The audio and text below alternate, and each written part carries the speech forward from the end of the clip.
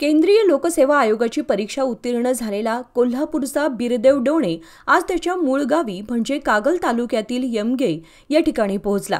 त्यावेळी मुरगुडपासून यमगेपर्यंत बिरदेव डोणे याची मिरवणूक काढण्यात आली। कोल्हापुरी फेटा बांधून गावकऱ्यांनी त्याचं स्वागत केलं। यावेळी धनगरी ढोल, लेझिम, झांज पथक याचा मिरवणुकीमध्ये सहभाग होता।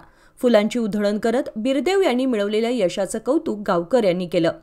यूपीएससीमध्ये यश मिळवल्यानंतर पहिल्यांदाच बिरदेव आपल्या मूळ गावी आल्यानं आई वडिलांसोबत त्याची जंगी मिरवणूक काढण्यात आली। यावेळी हजारो नागरिक या मिरवणुकीमध्ये बिरदेवचे कौतुक करण्यासाठी सहभागी झाले।